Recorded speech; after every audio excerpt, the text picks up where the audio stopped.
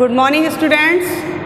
आज हम आप लोगों को तुलसीदास जी की अंतिम व्याख्या बताने जा रहे हैं। इस व्याख्या में उस समय का चित्रण है जब तुलसीदास जी बिल्कुल देखते हैं कि श्री राम धनुष भंग करने वाले हैं, बिल्कुल अंतिम चरण की ओर बढ़ रहे हैं। उस समय का इसमें वर्णन किया गया है। तो तुलसीदास जी कहते हैं, देखी विपुल विकल वैदेही निमिष विहात कलप समतेही।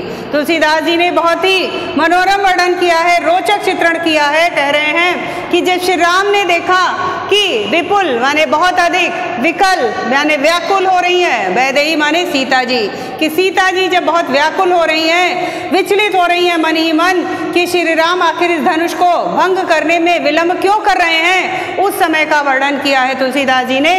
कि जब देखते हैं कि सीता जी श्री राम समझते हैं कि सीता जी मन ही मन बहुत व्याकुल हो रही हैं, परेशान हैं, और उनका एक एक पल एक एक क्षण बीतना इस समय बहुत कठिन हो रहा है। उसी का चित्रण किया है कि निमिष विहात कलप समतेही। क्या कहा है? निमिष यानी एक एक पल एक एक क्षण उनका ऐसे बीत रहा है जैसे कि किसी को कल्पवास में सजा दे दी जाती है और वो कष्टों को सहन करता है। उस तरह से इस समय सीता जी का एक एक निमिष माने क्षण या पल बीत रहा था कल्पवास के समान। बहुत ही सुंदर वर्णन किया है कि देखी विपुल विकल वैदेही निमिष विहात कलप समतेही। यानी जब श्री राम ने देखा कि एक एक क्षण एक एक पल सीता जी इस समय बहुत व्याकुलता से बिता रही हैं, और इस बात को श्री राम देखते ही समझ गए, तब वो क्या सोचते हैं? त्रसित बारी बिन जो तनु त्यागा। तब श्री राम के मन में भाव उठता है, विचार उठता है कि अगर त्रसित माने प्यासा व्यक्ति अगर पानी के बिना अपने प्राणों को त्याग दे तो समझ लीजिए उसकी मृत्यु हो जाती है। और मुए करई का सुधा तड़ागा, और मरने के पश्चात अगर उसके सामने हम अमृत का तालाब भी ला दें तो उससे कोई लाभ नहीं होने वाला है। तो इस तरह से श्री राम ने उनके मनोभावों को समझ लिया और वो सोचने लगे कि ये तो ऐसे ही हो रहा है, हमें धनुष को तोड़ने में हम विलंब कर रहे हैं। ऐसा लग रहा है कि प्यासा अगर पानी के बिन शरीर को त्याग भी दे और उसके बाद में अगर उसके सामने अमृत का तालाब भी ला दिया जाए तो कोई लाभ नहीं होने वाला है। फिर श्री राम ने क्या सोचा? का वर्षा जब कृषि सुखाने समय चूके पुण्य क्या पछताने। कह रहे हैं तुलसीदास जी कि वर्षा समय पे होती है तो उसका लाभ होता है, लेकिन अगर वो वर्षा कृषि के सूख जाने के बाद होती है तो उसका कोई लाभ नहीं होता है। यानी ऐसी वर्षा से कोई लाभ नहीं जो खेती सूख जाए, खेत सूख जाए, उसके बाद अगर होती है तो उससे कोई लाभ नहीं। समय चूके पुण्य का पछताने, और ये पुरानी कहावत है कि समय निकल जाने के पश्चात व्यक्ति कुछ नहीं कर सकता, केवल पश्चाताप करता रहता है। तो ऐसे ही श्री राम ने भी ये बात सोचा। श्री राम समझ गए कि सीता जी के लिए ये धनुष भंग का विलंब जो है बहुत ज्यादा व्याकुलता को बढ़ा रहा है, इसलिए उन्होंने सोचा कि अब हमें विलंब नहीं करना चाहिए। अस जिए जानकी देखी, ऐसा सोचकर मन ही मन सोचकर जानकी यानी सीता जी की ओर श्री राम ने एक बार देखा। प्रभु पुल के लख प्रीति विशेखी। श्री राम समझ गए कि सीता जी के मन में भी उनके प्रति प्रीति है, प्रेम है, स्नेह है। गुरई मनह गुरई प्रणाम मनहि मन कीना। फिर श्री राम ने सोचा अब विलंब नहीं करना है, और उन्होंने गुरु विश्वामित्र को मन ही मन एक बार पुनः प्रणाम किया। अति लाघव उठाए धनु लीना, और धनुष को ऐसे उठा लिया जैसे धनुष कोई बहुत छोटी सी वस्तु है, इस प्रकार से धनुष को उन्होंने उठा लिया हाथ में। दमकेउ दामिनी जिमि जब लयो। यहाँ पे बच्चों कई जगह पे आपको अनुप्रास अलंकार मिलेंगे, दृष्टांत अलंकार मिलेंगे कि दमकेउ दामिनी जिमि जब लयो। जैसे ही उन्होंने धनुष को उठाया एकदम से बिजली चमक उठी। दामिनी किसका पर्यायवाची है? बिजली का है। तो बिजली चमक उठी। इस प्रकार से वो धनुष का गोला चारों ओर दिखाई देने लगा। पुनि उसके बाद में कहा है पुनि नभ धनु मंडल संभयो। फिर वो पूरा धनुष का गोला आकाश की ऊंचाई तक इतना गोलाकार एक गोल सा प्रभाव दिखा, और वो केवल एक गोलाकार चमक ऐसी थी जिसको देखकर ऐसा लगा कि कुछ अलग होने वाला है। लेत चढ़ावत खेचत गाढ़े काहू न लखा देख सब ठाड़े।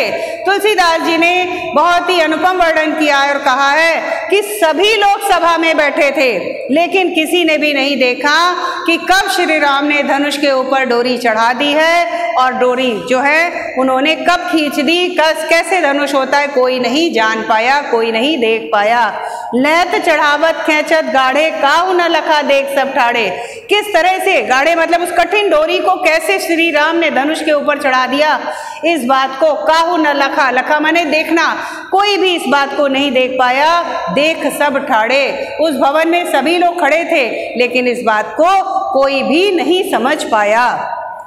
तेईछन राम मध्य धनु तोड़ा, उसी क्षण राम ने धनुष को बीच से तोड़ दिया और ऐसा लगा कि बिल्कुल धनुष भंग का जो इतनी जिज्ञासा थी वो सब एक साथ समाप्त हो गई। उसी क्षण राम ने धनुष को बीच से तोड़ दिया।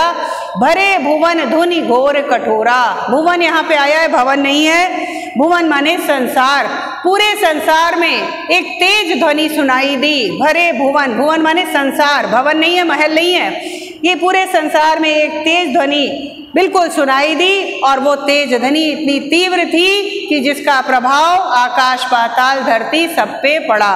तो उसी का इन्होंने एक छंद में बांध कर पूरी बात कही है तुलसीदास जी ने।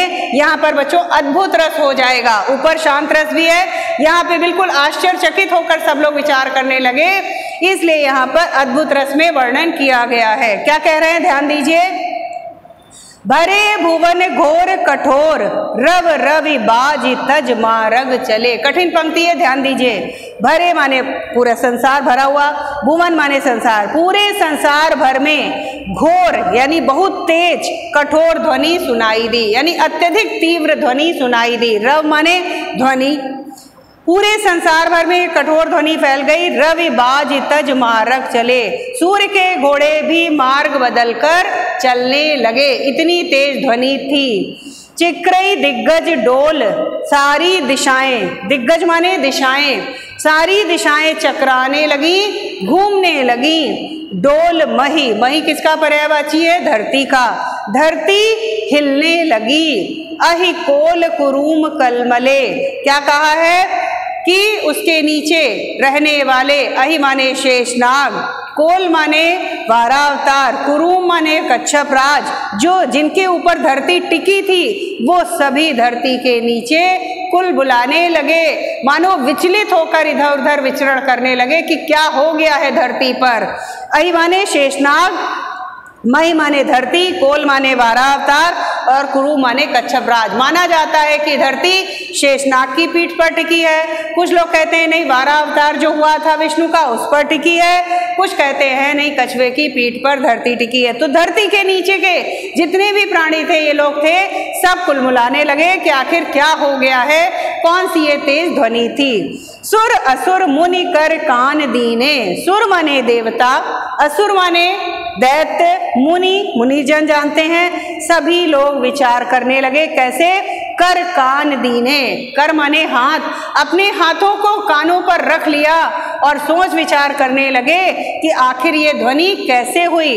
सकल विकल विचार ही, विकल मतलब व्याकुल, व्याकुल होकर सभी ये विचार करने लगे कि आखिर ये तेज ध्वनि कैसे हुई। सुर असुर मुनि कर कान दीने, सकल विकल विचार ही, क्लियर हो गई लाइन। को दंड खंडेव राम तुलसी जयति वचन उचारही। जैसे ही सारे संसार के लोगों को ये बात पता चलती है कि श्री राम ने धनुष को भंग किया है, धनुष को तोड़ा है, सभी लोग बहुत ही प्रसन्न हो जाते हैं और श्री राम की जय जयकार का उच्चारण करने लगते हैं। ध्यान दीजिए, कोदंड माने धनुष, खंडेव माने तोड़ देना। राम यानी जैसे ही पता चलता है श्री राम ने धनुष को खंडित कर दिया है, तुलसीदास जी कहते हैं सभी लोग, चाहे वो देवता हो, मुनि हो, दैत्य हो, सभी लोग एकदम से श्री राम की जय जयकार का वचन उच्चारित करने लगते हैं। इस प्रकार से ये धनुष भंग जो कार्यक्रम था वो संपन्न होता है। तुलसीदास जी ने बहुत ही रोचक भाषा शैली में इसमें वर्णन किया है। भाषा आपकी इसमें अवधी भाषा पूरे में है और यहाँ पे मैं काव्य सौंदर्य बताऊंगी कि भाषा पूरे में अवधि है। ये ऊपर चौपाई छंद है और इसमें दोहे छंद का अधिकतर प्रयोग हुआ है। बात करें इसमें अगर अलंकारों की, इसमें अलंकार में अनुप्रास है, दृष्टांत अलंकार है, ऊपर शांत रस है, यहाँ पे अद्भुत रस है। शांत रस में तो आप प्रसाद गुण देंगे और अद्भुत रस में आप ओज गुण देंगे। ओ से ओखली वाला ओ और जा, ओज गुण देंगे। शब्द शक्ति आपकी अभिधा और लक्षणा दोनों रहेगी, ठीक है। तो इस और शैली मैं बता ही चुकी, इसमें आप प्रबंध काव्य शैली दे सकते हैं, गीति काव्य शैली भी दे सकते हैं। तो इस तरह से ये आपकी तुलसीदास की पूरी व्याख्या आप लोगों को क्लियर हो गई होगी मेरे विचार से। अब आप लोगों को कोई भी कठिनाई नहीं होगी। तो ओके स्टूडेंट्स, इसको हम यहीं ख़त्म करते हैं। Thank you.